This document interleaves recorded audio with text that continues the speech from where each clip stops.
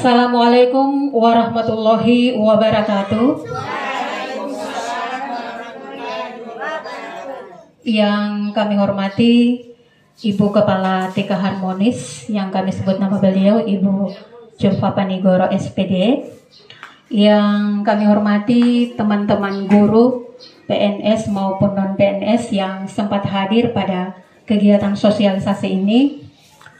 Puji syukur marilah kita panjatkan kehadirat Allah Subhanahu wa Ta'ala, karena pada pagi menjelang siang ini kita masih diberikan nikmat kesehatan dan kesempatan, sehingga masih dipertemukan kembali di tempat ini dalam rangka kegiatan sosialisasi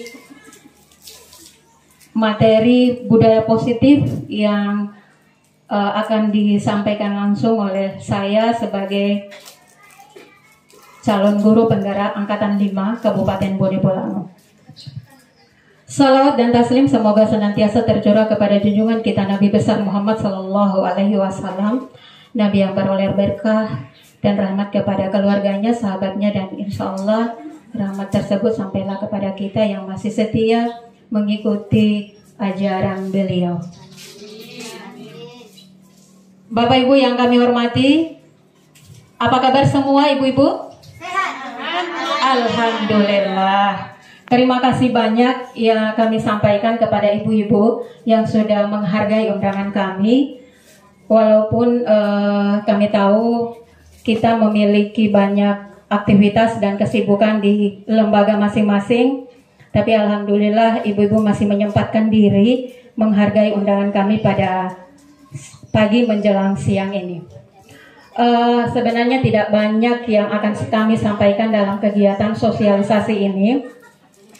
Ini hanya terkait dengan materi yang kami dapatkan di pendidikan guru penggerak, dan insya Allah materi ini akan bisa bermanfaat untuk kita yang kelak akan kita implementasikan di lembaga kita masing-masing. Baiklah ibu-ibu, untuk lebih mengefektifkan waktu, kegiatan sosialisasi pada pagi menjelang siang ini kita akan buka dengan melafazkan basmalah. Bismillahirrahmanirrahim. Dan akan saya awali dengan pemaparan PPT yang telah kami sediakan. Ini slide 1, sudah ibu-ibu bisa lihat tampilannya. Di sini adalah implementasi budaya positif di lingkungan sekolah.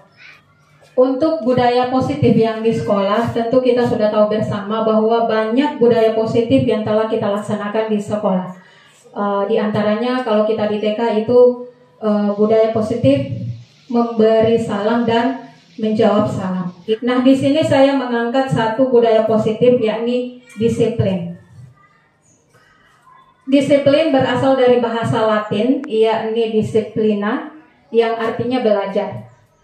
Makna asal dari kata disiplin ini berkonotasi dengan diri murid-murid. Disiplin ini membuat orang menggali potensinya menuju sebuah tujuan apa yang dia hargai. Namun, dalam budaya kita, makna kata disiplin telah berubah menjadi sesuatu yang dilakukan seseorang pada orang lain untuk mendapatkan kepatuhan. Contoh disiplin adalah salah satu tata tertib di mana kita harus datang tepat waktu di sekolah. Nah, untuk kata disiplin ini menjadi satu aturan ya, yang menjadi satu kepatuhan. Nah, kecenderungan umum adalah menghubungkan kata disiplin dengan ketidaknyamanan, bukan dengan apa yang kita hargai atau pencapaian suatu tujuan mulia.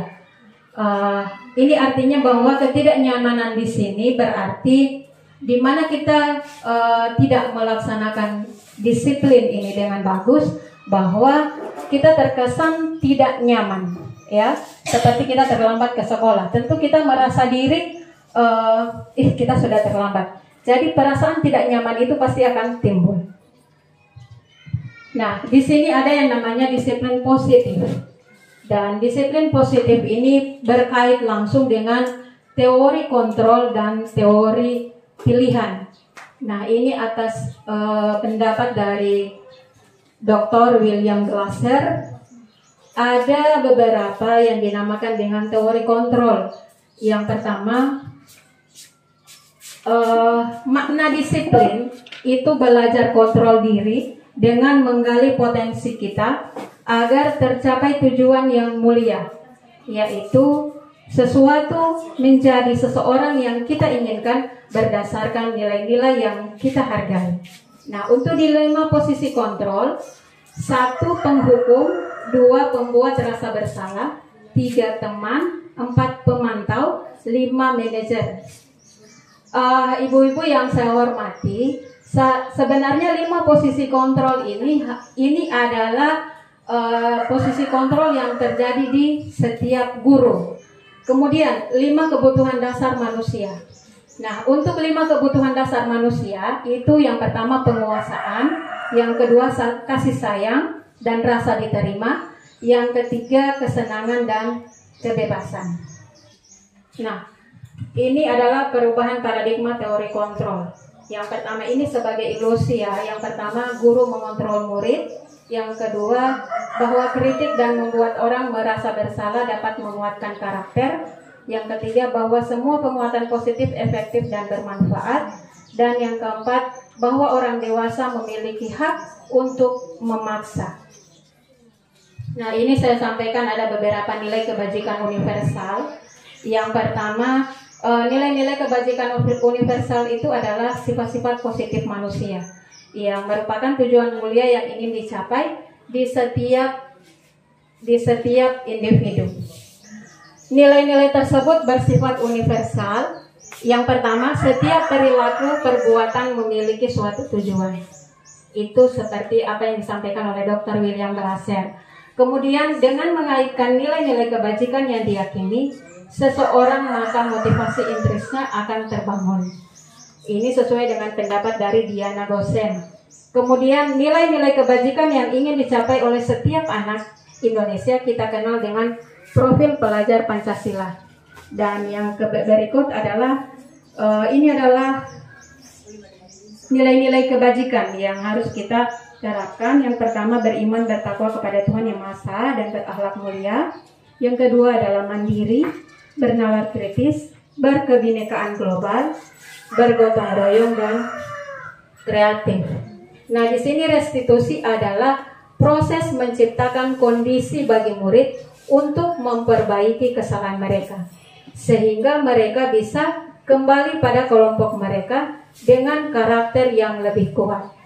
Restitusi juga merupakan proses kolaboratif yang mengajarkan murid untuk mencapai solusi untuk masalah dan membantu murid berpikir tentang orang seperti apa yang mereka ingin menjadi dan bagaimana mereka harus memperlakukan orang lain.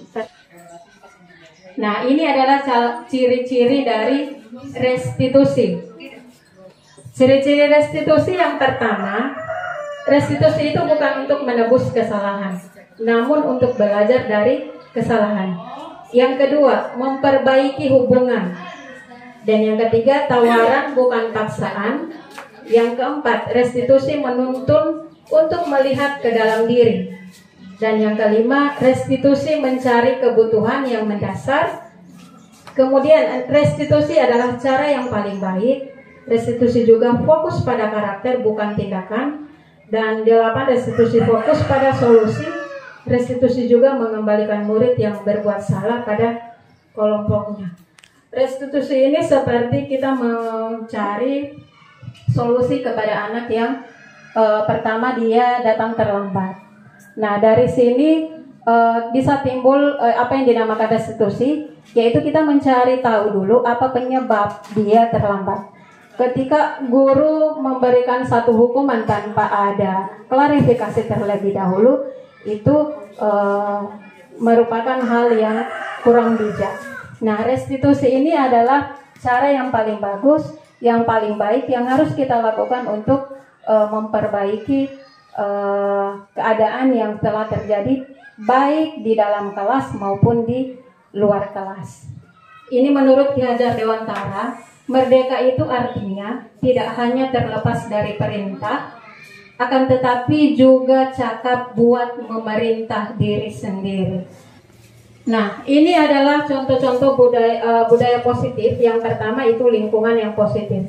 Kita sudah tahu bagaimana lingkungan positif yang ada di sekolah kita. Lingkungan positif yang pertama adalah di mana guru-guru dan peserta didik itu punya rasa kenyamanan. Nah, lingkungan positif yang pertama, kemudian keyakinan kelas. Keyakinan kelas ini kalau yang kita ketahui sebelum ini, itu kita membuat satu peraturan.